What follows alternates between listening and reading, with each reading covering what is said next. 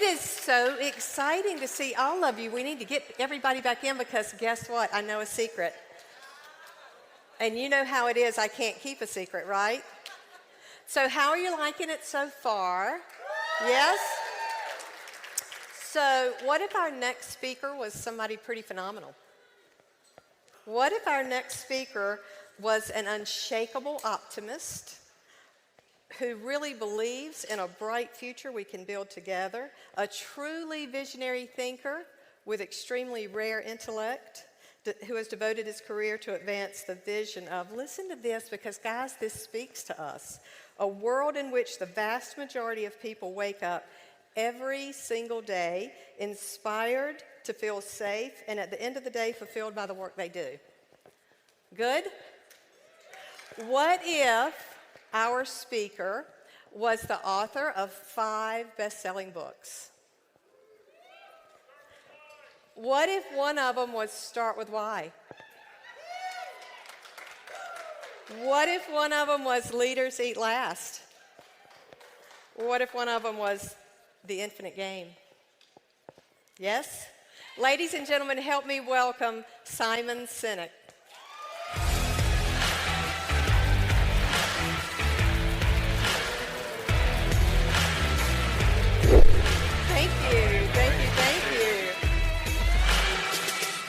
So how exciting is this? Do you know when they told me about this? They told me about this today because they knew I couldn't keep a secret. Okay, so can I tell you a little bit about our people? Please. Real estate people, of course, but I have to tell you that you're in the presence of truly servant leaders. And what I mean by that is they work every day to help create a greater good, which I know you believe in for everybody. Truly servant leaders that go out every day and work on behalf of others. I'm very proud of them. I'm very proud of several things, Simon. Number one, our leadership, who during COVID truly led with calm and took us where we needed to be. We huddled. We called a huddle, and these people came. And they came again and again and again. And because of the huddle we called and because of what we were able to do, we really gave them the charge to go into the community and be a resource and not a sales pitch. And we did that a lot of different ways. We did that through helping to refuel the food banks and how to look at diversity from a different eye and how to really go in and strengthen each community that they could and just build a better life for people. And the result of that has been tremendous growth in our company. So I wanted the opportunity to tell you that. Just we don't get the recognition we should typically as an industry. We tend to be commission breath sometimes, and that's not who we are. We're an entirely different company. So we welcome you, and we're glad to have you here with us today. So talk to us a little bit about the fun things that might be coming. We know change is coming in our industry. We've had a really good ride for a while. You talk about the infinite game. If you will, first explain the difference in infinite and finite game. Yeah, sure. I'm obsessed with this idea. In the mid-1980s, a philosopher and theologian by the name of James Carse defined these 2 kinds of games, finite games and infinite games. A finite game is defined as known players, fixed rules, and an agreed-upon objective. Football, baseball. There's always a beginning, middle, and an end. And if there's a winner, then necessarily there has to be a loser. Then you have infinite games. Infinite games are defined as known and unknown players, which means anyone can join the game at any time, and you don't necessarily know who all the other players are. Mm-hmm. The rules are changeable, which means every player can play however they want. And the objective is to perpetuate the game, to stay in the game as long as possible. Turns out we are players in infinite games every day of our lives, whether we know it or not. There's no such thing as winning healthcare, right? There's no such thing as winning education. You can come in first for the finite amount of time you're at school, where we agree upon the time frame and the metrics, grades, but nobody wins education or nobody wins learning. You can't be number 1 in your marriage. You can be number 2, but you can't be number 1. Well, maybe the first time, but exactly. But then it's finite, and you have to try again. Exactly. The goal is to perpetuate, remember? And there's definitely no such thing as winning business. But if you listen to the language of so many people, it becomes abundantly clear they don't actually know the game they're playing in. I hear people all the time in business talk about we're number one, or I'm the best, or I want to beat my competition. Based on what? Based on what agreed upon metrics, objectives, or timeframes? And this is a problem because when we play with a finite mindset in an infinite game, when we play to win in a game that has no finish line, then there are some consistent and predictable outcomes. The big ones are the decline of trust, the decline of cooperation, and the decline of innovation. And if you think about it, everything that I just described, like you don't know who all the other agents are. You don't, anybody can become an agent at any time they want. Anybody can run their business however they want, and nobody wins. You can, selling a property is finite. There's a beginning, middle, and end. Okay, that's what I was going to ask you about. Okay. But then it just repeats and repeats. And a series of repeating finite games doesn't make an infinite game. It just makes you exhausted. Okay. So we are finite in ways because we have rules, we have guidelines, we have all of that. The transactions are finite. The finite, yeah. And people come and go and enter and not. I'll give you a personal example. I want that. That shows you the difference. Do I want that? That's the question. The good news is the person who sold me this property it was the seller's agent. Oh, okay. Right? And he was charming and nice and wonderful and lovely and helpful and all the things that I would expect. And I warmed up to him, and he was apparently helping me. And then I remember distinctly at the closing, he sat there with no personality. All of his charm had left. All of his friendliness had gone. He barely engaged with me. He just wanted to be there to collect his check so he could get out of there. And I realized it was all fake. It was all for show. It was all to butter me up so that I would simply sign on the dotted line. And as a result, I will never work with him again as a buyer or a seller. I'll never list with him ever. And I probably will never work with that company again because I realized they just saw me as a number. They never saw me as a person in the first place. He was an old white guy. I mean, that should tell you a little bit of something as well. That's sort of maybe how he was raised in the industry. And by the way, the mortgage broker was no different. He was charming and wonderful and lovely and helped me get a great rate, et cetera, et cetera. And then I remember after I closed, he called me and said, "Congratulations." And I said, "Oh, thank you. That's so nice of you." And he called me just to congratulate me on closing on my house. And then the first thing he said to me was, "And if you know anybody who's looking for a mortgage, I'd really appreciate the recommendation." He never called me to congratulate me. He called me because he wanted the referral. Like, give it a breath. Call me and congratulate me, and a week later ask me for the referral. And see, let me tell you what sucks about that. Can I say that? What sucks about that totally is that one person colored your entire opinion. But this is finite versus infinite. Okay. He could only see the transaction. He could only see get business, get more business. Get business, get more business. What he didn't understand is he's dealing with a human being, and the more that there's a relationship, I will gladly recommend him. I will gladly introduce you to my guy, right? Now I'm completely agnostic because if you're going to treat me like a transaction, I'm going to treat you like a transaction. If you're going to treat me like a transaction, I'm going to squeeze you to get more money out of you. I want a lower rate. I'm going to squeeze the agents. But if you treat me like a human being, I'll gladly pay a higher rate because I want to work with you. And that's what infinite-minded players understand better, which is you don't have to be the cheapest. You don't have to have the lowest rate or the lowest price if you have a great relationship. And thank you for saying that. And that really is, we're the unbrokerage.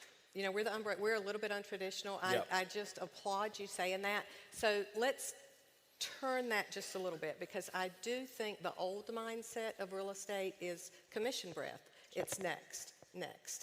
I'm going to say whatever I need to say, do whatever I need to do to get you on the hook for the next time. Right. What if we looked at it from a consultant perspective? What if we said what the consumer needs now? Because the consumer, they've got all the stuff. They can go online and look at it. Sure. They can do a virtual tour. They can go over. You can't be an expert in what prices, what things are worth anymore. But yet they need a navigator. Right. Now more than ever, the consumer needs a navigator. Yep. So should we approach it from a consultant or maybe even a coaching perspective? Well, I mean, the simple answer is yes. How? So let's think about what a coach or a consultant, let's not use the word consultant. It's a dirty word in a lot of industries.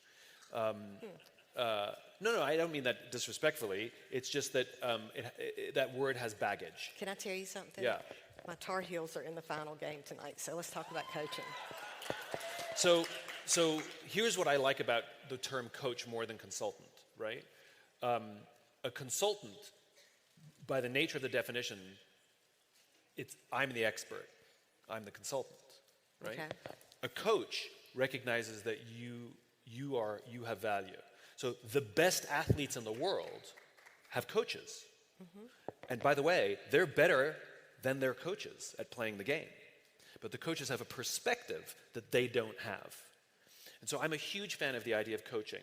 And when we say, let me be your coach, doesn't diminish your education. In fact, you may have bought and sold more houses than I've bought and sold. You may know more than me, especially if you're young in this industry and you're selling to somebody this is not their first rodeo, right? But to be a coach means I'm going to guide, I'm going to do some of the heavy lifting for you, and you will change your style to meet the style of the person you're with. If they know a lot, you can speak to them in a different way. Please write that down. The definition of a coach, if we go back, right, a coach was to provide safe passage, right? The coach would take you from point A and deliver you safely at point B. Right. That's what we do. We find your home, successful closing. Yep. And I think one of the essential skills of being a good coach is listening. And this is a skill that is not taught in school. We don't learn it on home, unfortunately, and we don't learn it at work. Listening is not hearing the words that are spoken. That's like my favorite quote that you say. Go ahead. I'm sorry. Listening is, I thought I was being original. Listening is not about hearing the words that are spoken. It's not being able to parrot back what somebody said to you. Listening is listening for meaning, right? You are a good listener. The test for being a good listener is if the other person feels heard, right? Say that again. Right? Write that down. So I mean, we've all had, we just take it out of the context of business, right? We've all had an argument or wanted to share our feelings with a friend or a loved one, right? Spouse, girlfriend, boyfriend, you're sitting on the couch and you say, something's bugging you, and you say, can I just tell you something that's bugging me? And they respond by trying to fix it. Or they respond by pointing out the facts that may or may not align with how you feel, right? Well, that's impossible because this is what happened. And what they're missing is you're not looking for them to compare the facts of what's being said. You just want to feel heard. You just want somebody to go, oh my God, that's really hard. Yeah, I hear it. I hear that. Thank you for sharing that with me. That must be difficult. Thank you, that's all I needed, right? I'll give you a very funny example of bad listening. So I used to date a girl who's an air traffic controller. Air traffic controllers are a breed unto themselves, and it's only about the facts. And I woke up one morning, I had something in my eye, and I couldn't open my eye, it was hurting. And I'm like flushing it out with water, and nothing's working. And I couldn't even open my eye, and I have her come, I'm like, come here. I'm like, look in my eye, do you see anything? Do you see anything? And she looks in, she goes like this, and she goes, there's nothing there, and then walks away. And I eventually, whatever it was, I eventually was okay, and I went up to her, I was like, WTF, right? I'm like, I had something in my eye, you just walked away. And she's like, there was nothing there, so what do you want me to do? I was like, a little sympathy? She's like, well, that's not going to get anything out of your eye. Listening is standing by my side while I'm flushing it out with water and go, oh my God, that must hurt so much. Yeah, it does, thank you, right? That's listening. And if somebody can learn to listen, and now this is where it gets actionable. This is not me just waxing philosophical and telling funny stories about listening. My friend Will Godera, how many of you are restaurant people? Have you ever heard of 11 Madison Park? So at some point in New York City, 11 Madison Park was the best restaurant in the world, right? Ranked number one. And Will believes in this, he was the former owner, he believes in this concept of unreasonable hospitality, which is going to what good service is and then going way, way, way beyond. And one of the core tenets of unreasonable hospitality is learning to listen. And I'll give you an example that directly impacts your business. Most agents don't listen. And I'll give you an example. What do you do for your clients after they close on a home, right? It's very common. We've all bought a home too, right? Which is you walk into this new home that you just bought as a buyer, and there's a bottle of champagne in the fridge. There's a basket of flowers on the dining room table. The same basket of flowers that you gave to every other client. The same bottle of champagne that you gave to every client. Generic. I'm a number. It's just rote. But if you were listening, while they were looking at all those homes, and they saw this one little room that was too small to make a bedroom, it was just sort of a stupid little nook that nobody really understood why that room existed in the house, and your client walked in and goes, oh, I could make this my yoga room, and that's the house they bought. Instead of putting a bottle of champagne in the house, this is what Will talks about, instead of putting a bottle of champagne in the fridge, why not put a yoga mat in that room with a little note that says, it's perfect, right? That's called listening. And every single time you go out with clients, they are telling you things. They're telling you stories. They're waxing philosophical. They're telling you what they don't like and what they do like. But the problem is you're listening to whether they like big windows. You're listening to whether they like the view. You're listening to whether they have 2 cars and they need 3 cars or whatever it is. But you're not listening to the reasons why. The why. You're not listening for the meaning. And those are the little notes you want to make that make someone feel seen and make someone feel heard. And what will that do for the referrals? I mean, you get skyrocket. You get skyrockets because you're no longer feeling like a number, you're feeling like a person. So we came through, our industry basically came through the pandemic pretty well, right? I mean, we've been on an upward swing. How many in here believe change is coming? A shift happens, right? How do you feel about that? Frightened? I heard even a very seasoned professional say scared. So how do we deal with that? So one of the things that I loved when COVID first showed up was every talking head talked about during these uncertain times. And I wanted to raise my hand and be like, all times are uncertain. Mm-hmm. There's never been a time ever that was certain. All that happened was something that we didn't expect happened that reminded us that time is uncertain. And periods of consistency just breed laziness, is all they do. When economies are skyrocketing, you can afford to be lazy. People get bad habits. Yeah, you can actually afford to be lazy when there's no inventory and prices are sky high and all you have to do is show somebody one house and they'll buy it tomorrow. Like, you're not a genius. It's not you, right? It's like somebody should have leaned over and told Peloton, you're not better, you're lucky. Right. Right place, right time. And the smart ones know that. Mm-hmm. The smart ones don't take above average success. I'll give you the analogy. So I know this guy who he trades stocks, right? And when the stock market, when he makes money, it's because he's a genius. When he loses money, it's because of market conditions, right? Now, you can't have it both ways. You can't mix your logics. You're either a genius or an idiot, or it's good market conditions or bad market conditions, but you can't mix them, right? And the best people, the ones with the infinite mindset, understand that. They understand, they don't celebrate the good too much because they understand that it can change tomorrow, and they don't mourn the bad too much because they know it could change tomorrow. And it's about saving money and being humble in the good times so that you have money and remain confident in the bad times. It's that wonderful balance of humility and confidence that go together. But people who make tons of money and spend it all in good times have none in the bad times.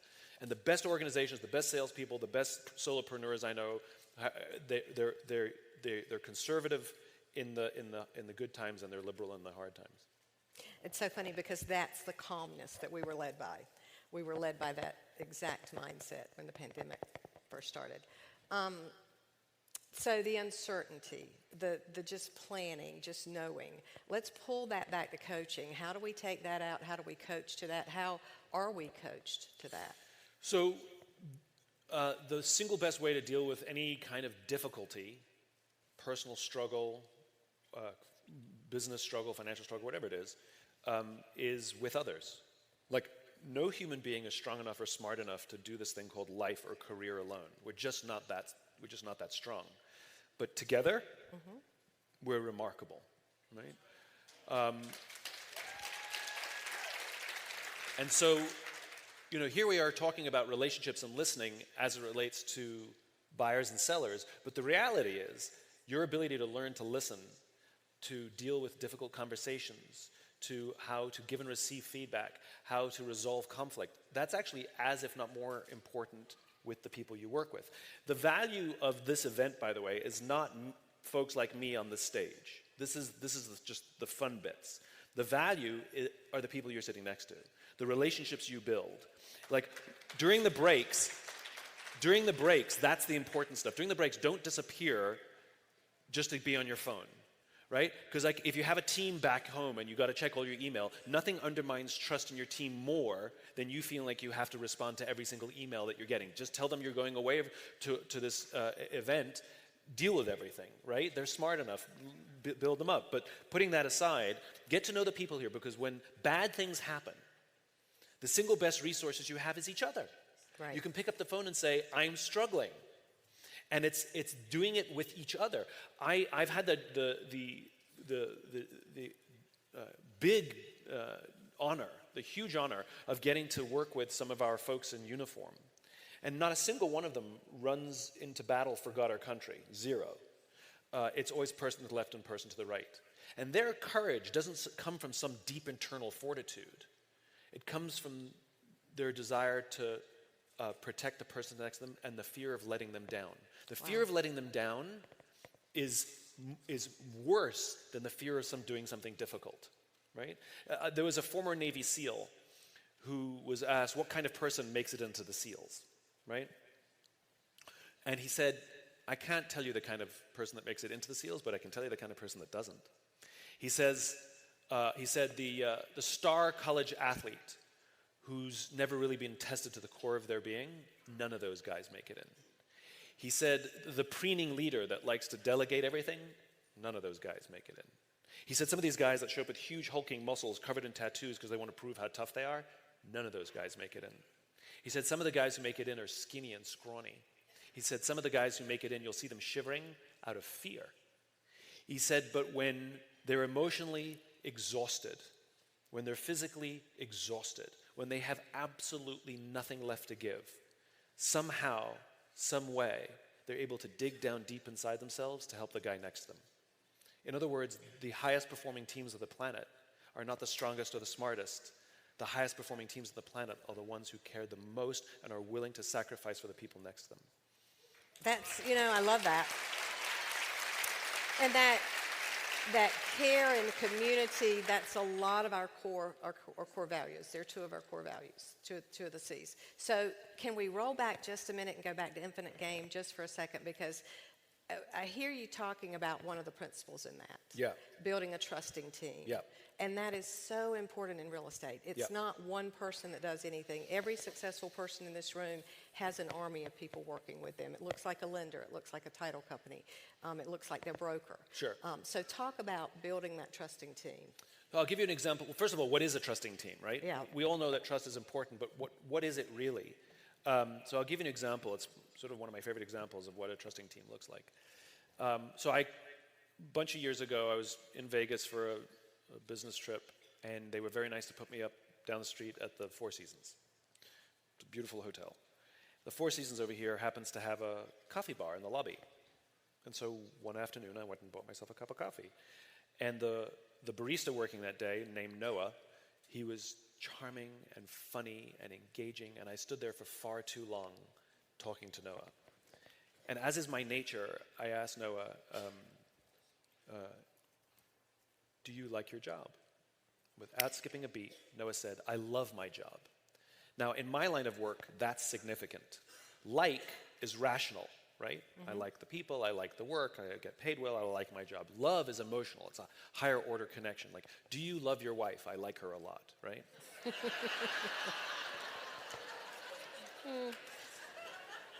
It's different. Right.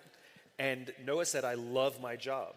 So for me, I was like, oh, that's a higher order connection. This kid's emotionally connected to his job. So immediately I followed up and said, can you tell me specifically what the Four Seasons is doing that you would even say to me, I love my job? And again, he didn't skip a beat. He said, yeah, throughout the day, managers who will walk past me and ask me how I'm doing, ask me if there's anything that I need to do my job better. Not just my manager, any manager. And then he said, I also work at another hotel. He says, and there the managers catch us when we're doing things wrong. He says, there the managers put pressure on us simply to make our numbers and perform. There I like to keep my head below the radar and just get through the day and collect my paycheck.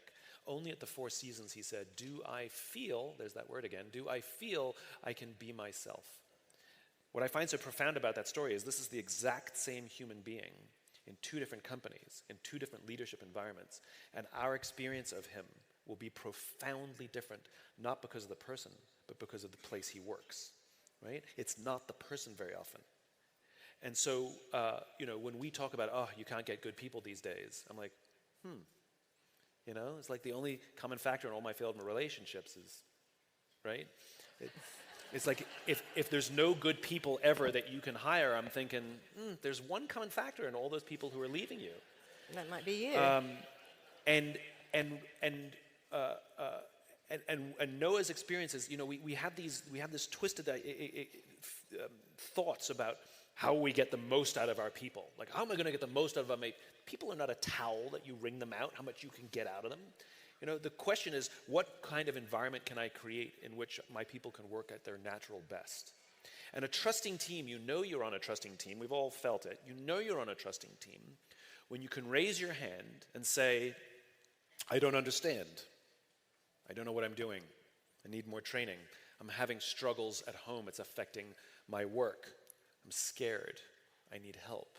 Without any fear of humiliation or retribution, but rather you say those things with absolute confidence that someone will rush in to support you. We also all know what it's like not to be on a trusting team, where you do not admit mistakes, you do not admit you don't know what you're doing, you never ask for help, and you spend most of your days lying, hiding, and faking. There you go. Which works for a short period of time, but eventually cracks become, the cracks start to grow and things start to break. Trusting teams are feeling safe to ask for help. That's what a trusting team is. And you're either on one or you're making one. It's so interesting because, did I tell you my Tar Heels are in a national championship? Yes, congratulations. Well, they were just not even predicted to go to the tournament, and there's a story about them that at the beginning of December, they were terrible, and they had a big loss, and they came back to the university, and they got off the bus, and they went in the locker room, and they stayed together until 3 o'clock in the morning because they said, we have the skill, right? We know the game, we have the skill, we're conditioned. What they didn't have was trust. Right. And they came out of that at 3 o'clock in the morning, and they worked it out. Yeah. That collaborative thing of saying, and I don't even think the coach was there. I think it was just, you meatheads need to go in there and figure this out, and they did. Yeah. And the result has been winning since then.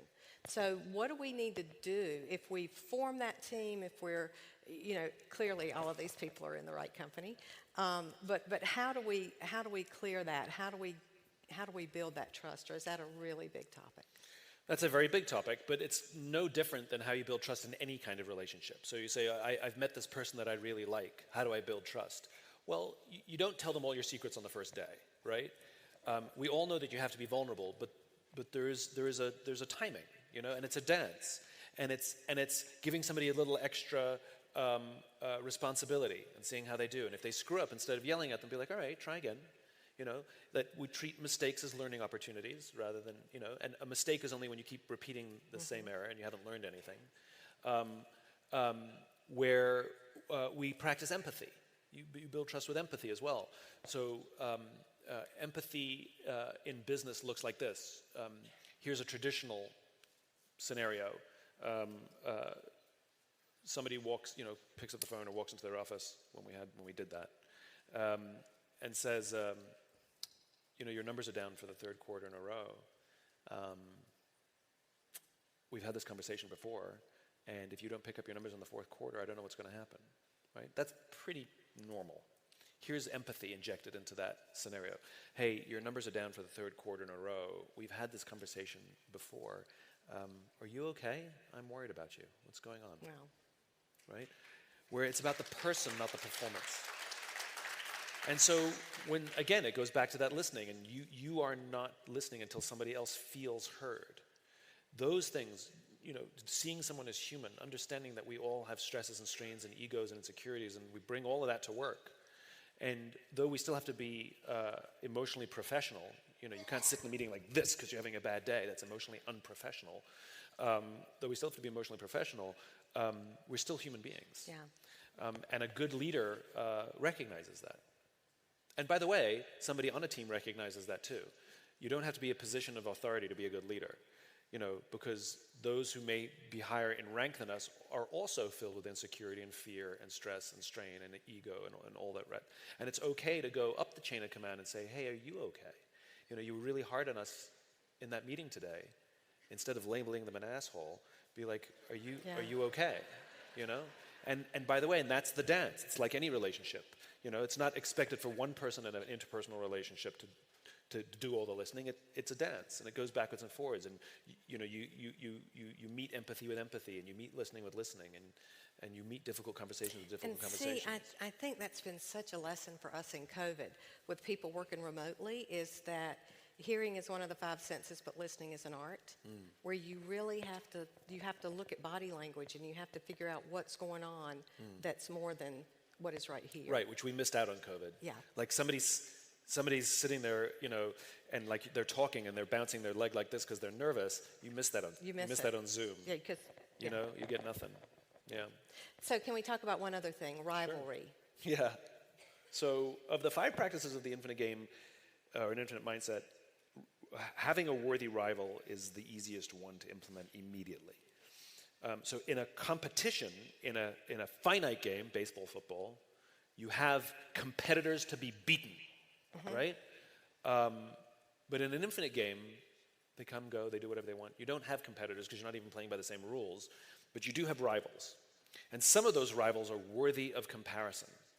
And a worthy rival is someone who does probably similar things as you, who does one or many things better than you. In fact, their name might make you angry. Okay. Right? The mere utterance of somebody goes, oh, she's the best, and you're thinking not that. And you're smiling, but that's not what you're thinking. That's probably someone who's your worthy rival, because their strengths are making you insecure. Their strengths are revealing to you your weaknesses. And that's what a worthy rival does. A worthy rival, their strengths reveal to you your weaknesses. And you don't have to like them, but you do have to respect them and thank them. Because the goal is not to beat them, the goal is to improve yourself. The only true competitor in the infinite game is yourself. Yeah. And see, where that is so tough for our industry is cooperation, right? And what I mean by that is I may be competing against you for a listing, but I win the listing, I might need you to sell a house. So we're competing, but there's got to be that cooperation along with it. And a finite mindset is everything is about this transaction, this listing. An infinite mindset is I may win or lose this game, I may win or lose this transaction, and there'll be another one, and another one, and another one, and another one. And the goal is not to win this one. The goal is to be better and better and better and better and better. And what happens is you win more often. Yeah. So I see, and where I struggle with that, honestly, is I want to crush it every time.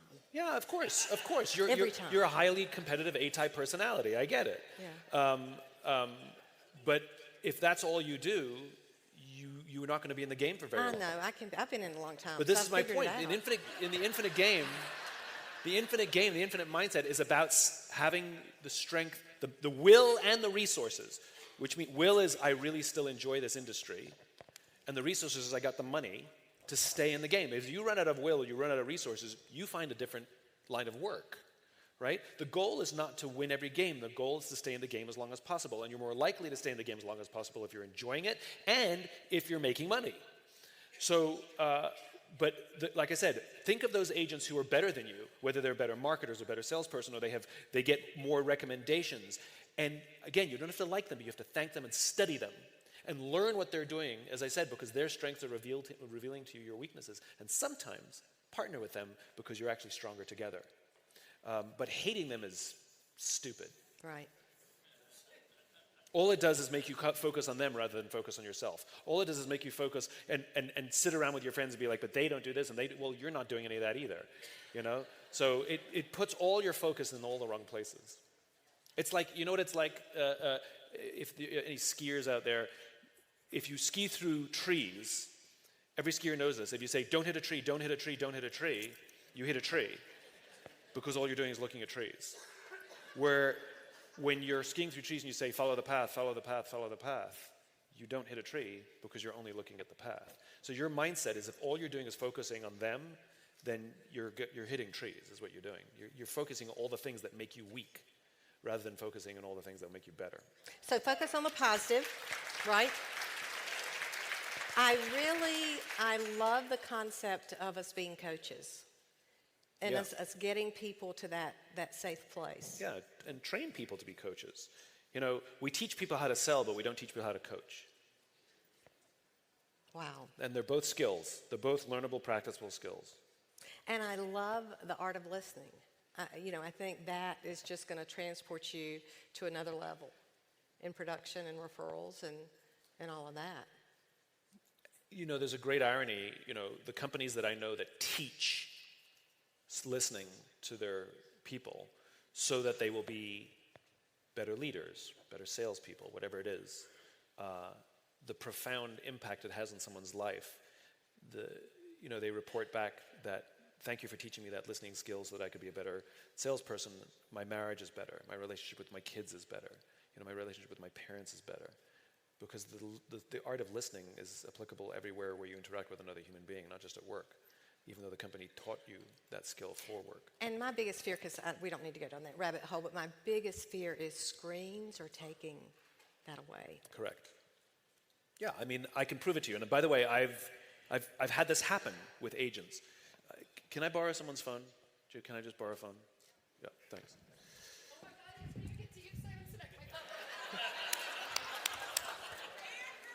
I should have got a selfie. I know, it's okay. Here, I'll get one. There you go. Okay, I just want to show you something. I'm just going to show you a little, I'm just going to show you something, right? So, I'm just holding my phone while I'm talking to you guys. It's not buzzing, it's not beeping. I'm not checking it, I'm just holding it. Let me just ask you a question. Do you feel like you're the most important thing to me right now? Exactly. There's a deep-seated psychological reaction when you are walking around a house with a client holding your phone, even if you're not checking it.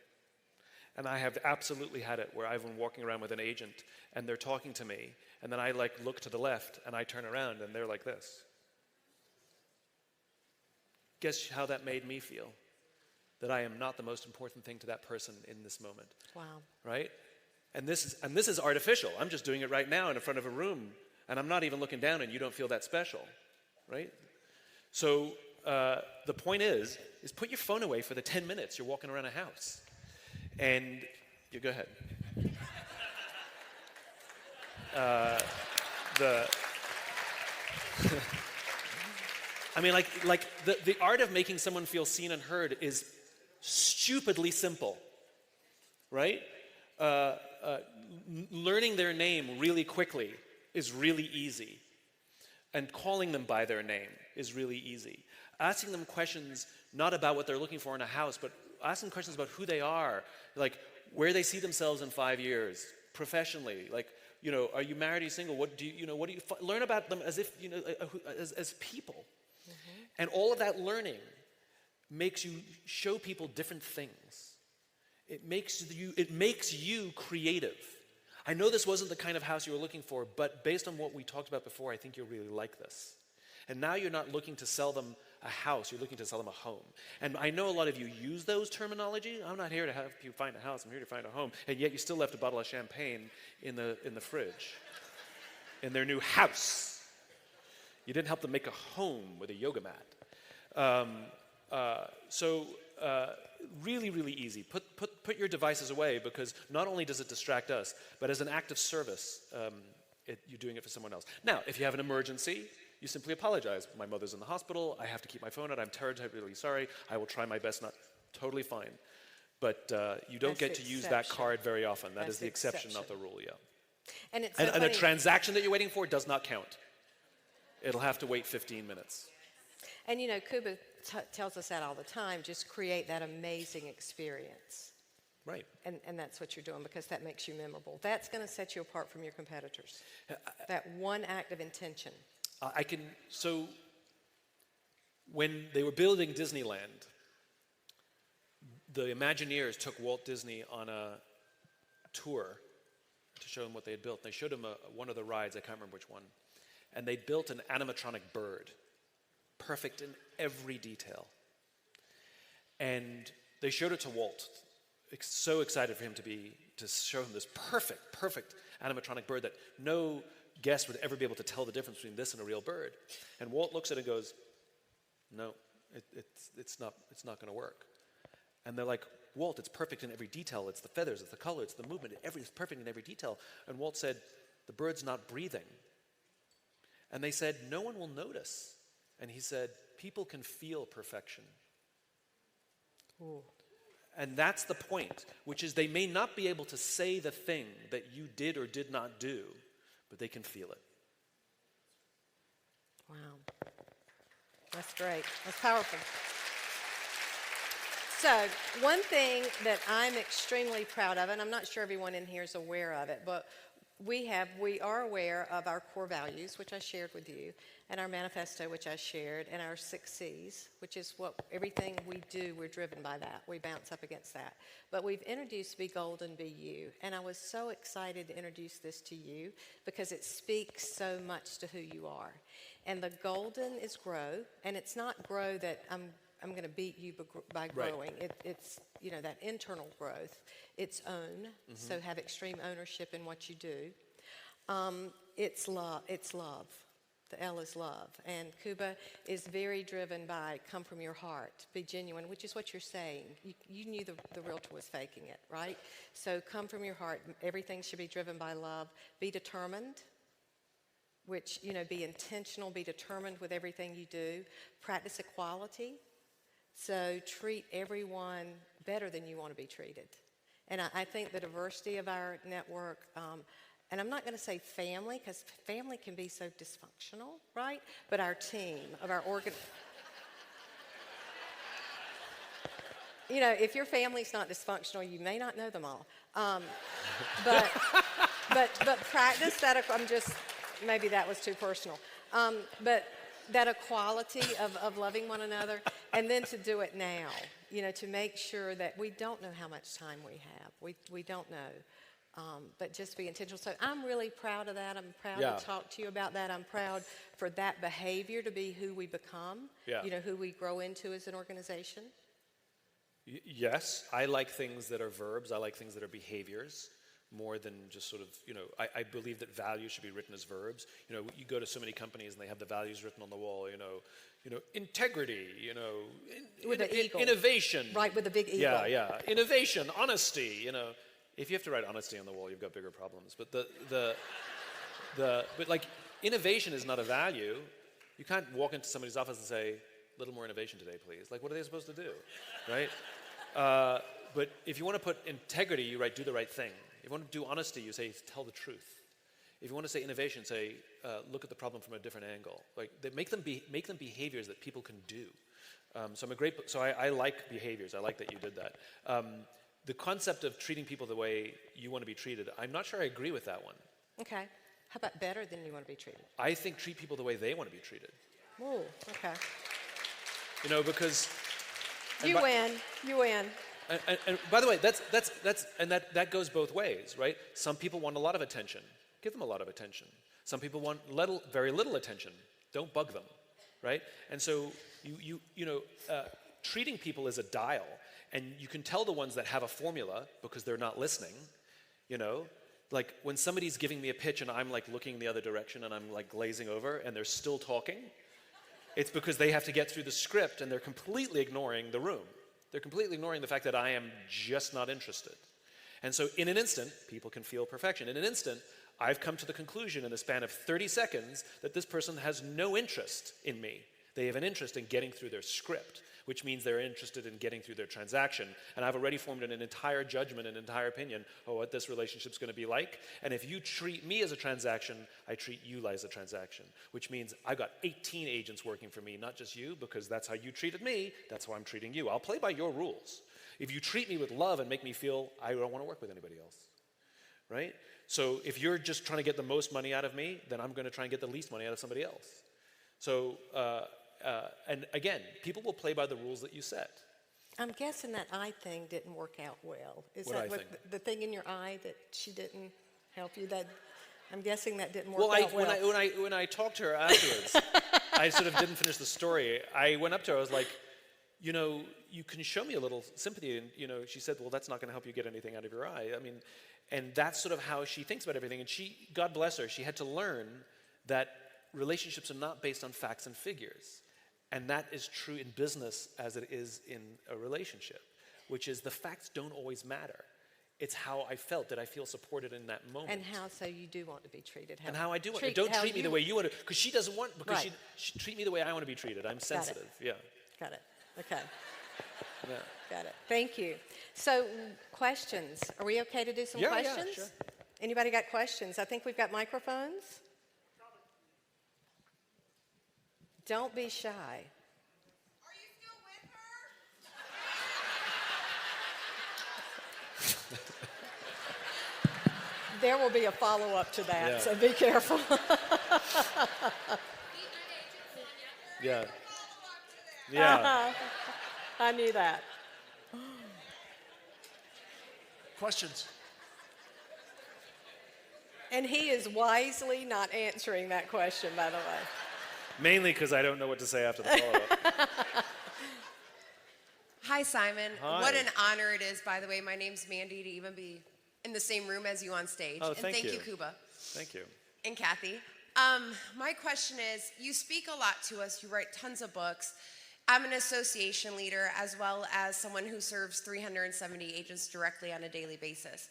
And it's really easy to take it in and hear it while you're saying it. Sure. But how would you suggest people actually go home and reflect on the points you've made today to better themselves? Great question. So, you know, pick one thing and go do it. You know, it's kind of like anything, which is, you know, when you learn to drive a car, fly a plane, you know, sell a house, whatever it is, it's overwhelming. There's so much information. And you can't be expected to learn it all and practice it all tomorrow. It's a journey, it's a process. And so, you know, do these things out loud, do these things live, and practice them. And I'll go back to one of the things that I said before, with someone. You know, if anybody's ever gotten their scuba certification, they teach you don't go diving by yourself. You have to have a dive buddy, right? Because it's safer, right? You don't do it by yourself. It's actually stupid. And I think that's what this journey is. You should have a leadership buddy, because it's too hard to do by yourself and it's too overwhelming. And leadership is very often a very lonely position. Because as you make your way up the ranks, you gain some success, it's harder and harder to know who you can be completely vulnerable with. You can't come to work and be like, yeah, it's not going to work. I don't know, I can't, no. You know, it's like, you can talk about being stressed. You can talk about that it's a hard time. You can talk about being uncertain. But you can't just break down. But you have to break down. You have to break down to someone. And so you've got to have a leadership buddy. Because a leadership buddy will be there to hold you in your darkest moments and give you a space to let it all out. But at the same time, they're there when you need to make difficult decisions, saying, you got this, I believe in you. And that'll give you the courage to do it. So who's your leadership buddy? I actually have one. Well, that's amazing. Thank you, Simon. You're welcome, you're welcome.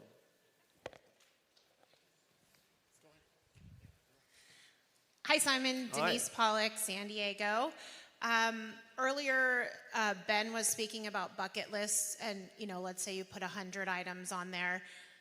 Where do you start? What do you do? How do you do it? To prioritize. Like one we were talking over here. One of my bucket list long-term items is to buy a huge star-worthy RV and drive across the country, which I know is not attainable in this moment, but how do we start with 100 things, Yeah. to the varied life? I'm going to get in trouble now, right? Because I don't believe in bucket lists. Because I believe in reverse bucket lists. Oh, I'm going to like this. Keep going. What a bucket list does is a long list of things that we haven't done, and it reminds us of all the things we're missing. And it neglects gratitude. And I would rather we look at all the things we have done and be grateful for the fact that we've lived rich lives up until this moment. And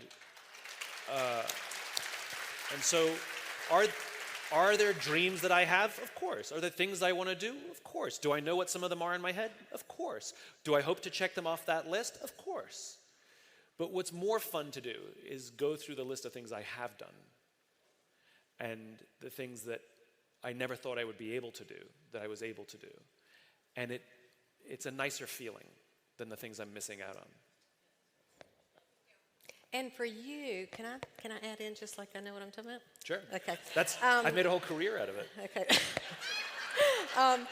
See, I wish you would just pause and maybe look back at the lives you've changed through the work you're doing, because you're changing lives every day.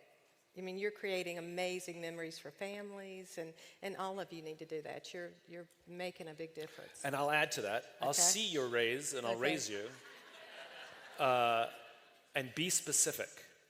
Like, it's not enough to say, you help so many families. Just think about all the families you help. Like, tell me what their name is. Like, actually think of the actual family. Right? The more you can connect it to a real human being, the more you will feel it. And I'll prove it to you. Stalin said, the death of one man is a tragedy and the death of a million is a statistic, right? So I'll tell you two stories, both are true. Right now what we are witnessing in Europe is a horrible event of this war in Ukraine. And we see a proud people standing up to defend themselves against this oppressive regime that is invading their country unnecessarily. And the conservative estimates now are, I think the last one I read was about, 5,000 men and women killed, rising up against this despotic regime, right? That's a fact. Those are numbers. Now let me tell you another story. I have a friend named Cami who lives in San Clemente, California, and she was driving home from work one day, and as she turned the corner, she came upon a car accident that had just happened, where a 17-year-old driver had hit an 18-year-old pedestrian. And this 18-year-old girl was lying on the street, her leg at a 90-degree angle, unconscious, and the ambulances hadn't arrived yet. Cami pulled her car over and got out and sat with the girl and just sat with her until the paramedics arrived. Eventually the paramedics arrived and took her away. And a few days later, she was curious what happened to that girl. She went online onto the blotter and found out that 18-year-old girl had died.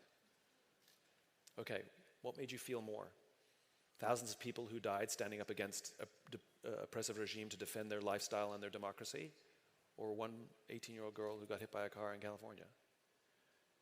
That's my point, which is when you tell a story about a specific person, you feel it way more than telling statistics of all the people you helped or all the homes you've sold. I don't care about how many homes you've sold or how many families you've helped. Tell me about the one you remember. That's the one you tell. And when somebody says, what can you do for me? I've lived in this neighborhood for 30 years, and I have a greater knowledge of this neighborhood than anybody else, and I've sold more houses, and I'll get you the best deal. And then you get a cynical bastard like me who goes, your business model encourages you not to get me the best deal. I mean, that's the way I think. I apologize, because you want to keep the price up because that's what makes you more money. Like, I know, I get it, right? It's like therapists don't want to get you better because they get paid by the hour.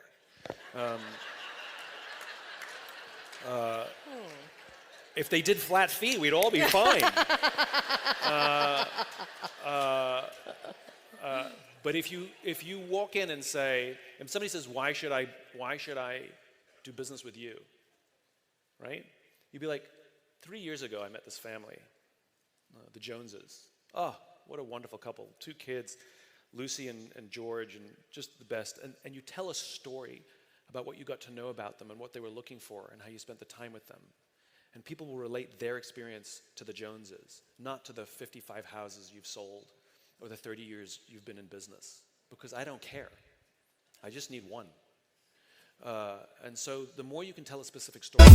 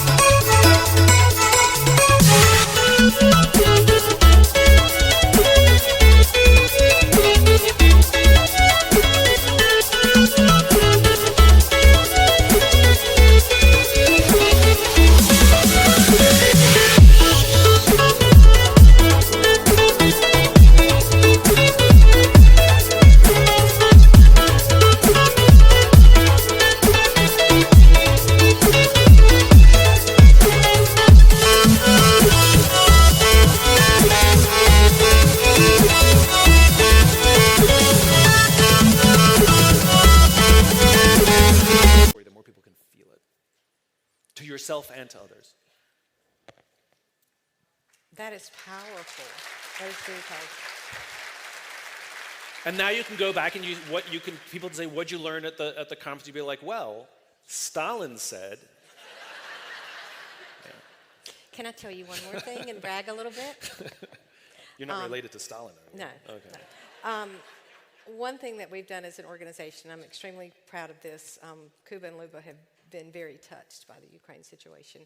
And a couple of weeks ago, maybe a month and a half ago, Kuba, they decided, I think with the girls, I'm making this up, so forgive me. They decided, it may be true, they decided with their girls that they wanted to do something to make a difference for the kids in Ukraine. And this tiny little idea for us to go out and fill shoe boxes with toys and things for the children resulted 6 weeks later in over 31,000 shoe boxes that have been shipped to Poland. Wow, that's to make fantastic. a difference. What I wish is that we knew those kids that received it to be able to model what you're saying, but very proud of this group, just very, very much how committed That's beautiful. we are. Isn't that wonderful? That's magical, yeah. See, and that's the kind of story you don't hear about realtors.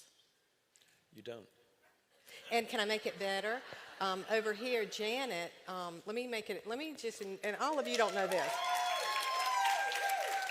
And God love them, they're from Kansas. But, I know. But let me tell you this story because a lot of you may not know this story. Janet's office, her office, one of her competitors, her rivalries there is Keller Williams. And I might be making this up too, so forgive me. I might be embellishing a little bit. But the market center there called and said, can we contribute to the shoebox drive? And so 125 shoeboxes they contributed from the market center. One of their agents was Ukrainian, and she handwrote prayers. Oh, beautiful. To go in the shoeboxes. Beautiful. And I don't want to start crying. You don't hear that. You don't hear that that's how our industry works. Yeah. You just hear the commission breath, Yeah. right? So, guys, go out there and make a difference. You've got a lot of power. That's great. Next question. I think we got time for maybe one or two more. Scott? Thank you, Kuba. My name is Todd Fallman from the Seattle area. Thank you, Kuba. Thank you, Kathy. And special thanks, Simon, for spending some time with us. In terms of pursuit of infinite growth and value, how would you define the difference between passion and purpose, and how would that help lead us in that experience? Passion is an output. Purpose is an input. We always talk about, I'm passionate for this. Everybody's passionate for something. Passion's an output. It's like I love talking to people. We only hire passionate people. Well, how do you know that they're passionate for interviewing, not so passionate for working, right?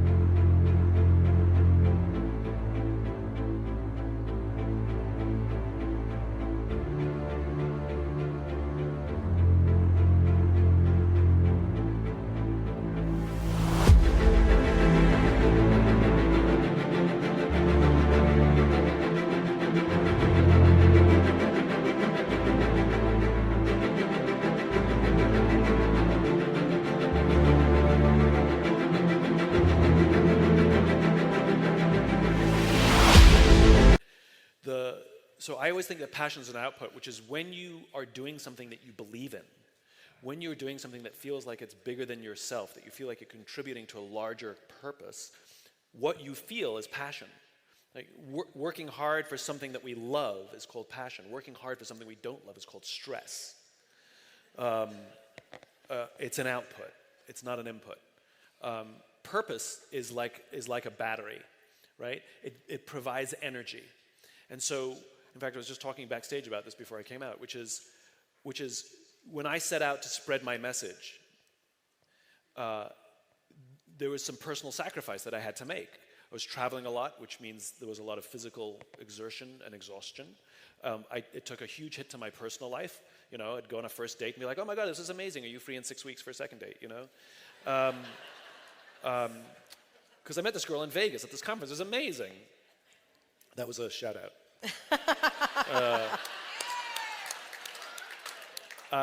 But the point is because I had a sense of purpose, though I did not enjoy it, it was worth it. So I think purpose makes us feel like the sacrifices we're making are worth it, and you'll know it because what you feel is passion. It's an input and an output.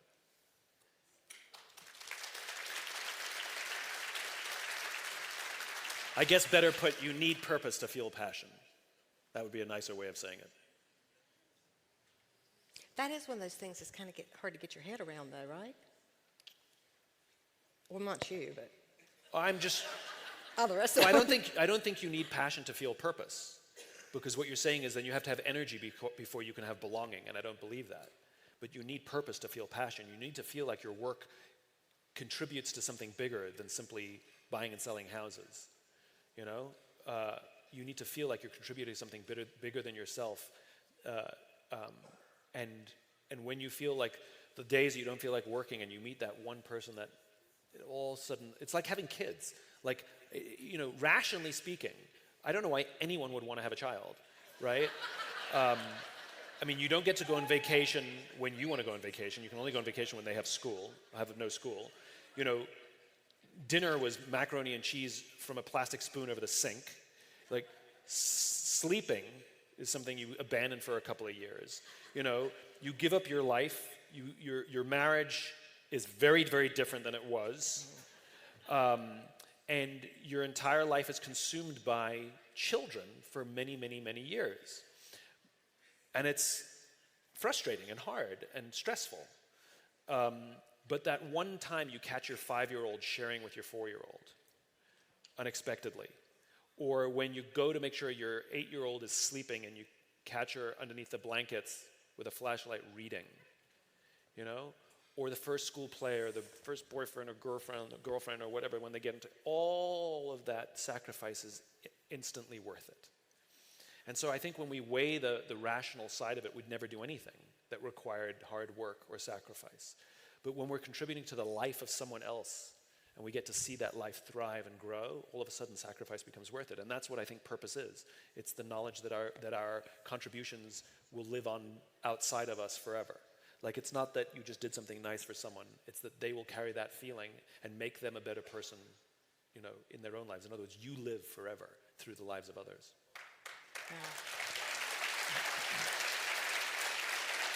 And with children, it's grandchildren. Yes. Unfortunately, you have to have the children to get the grandchildren. Yeah. I mean, And then when you have grandchildren, then you get to have revenge. that's it. That's it. Maybe one more, and then we're done.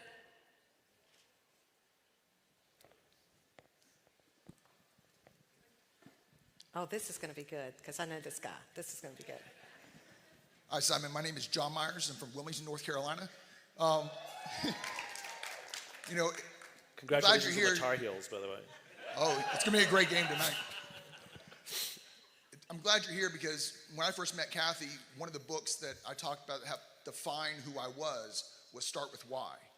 And today you talk about listening and how important that is and understanding someone's story.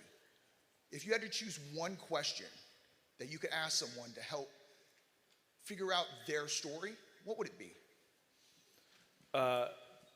So the question that I ask is, I ask people where they're from.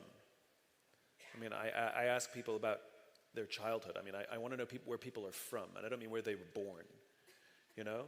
I'm like, tell me about who you are, where you come from. And because people can, the future is figments of our imagination. Asking people about what they do now, they'll tell you what they want you to hear. But when you ask somebody where they come from and tell me a happy story, tell me a happy memory from when you were a kid, they can only remember the things that matter. We've forgotten most of the things that we did when we were kids, but we remember the things that mattered. And so those things tend to be incredibly objective. So when I'm really trying to get to know somebody, I want to go backwards, not forwards.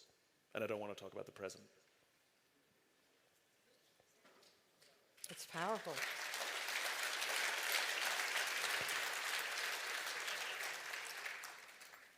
Do that eyebrow thing again. That was. I don't know what I did. Your eyebrow almost parted your hair on that side. Oh, really? You looked at me and your eyebrow went up. That was nice. These days, my eyebrow has to go higher and higher and higher. This has been such an honor. It's such an honor Thank to you.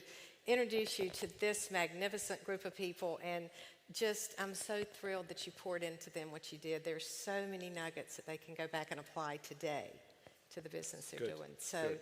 we appreciate you. I'm going to say be golden, be you, because that's who we are, guys. Simon Sinek. Thank you very much.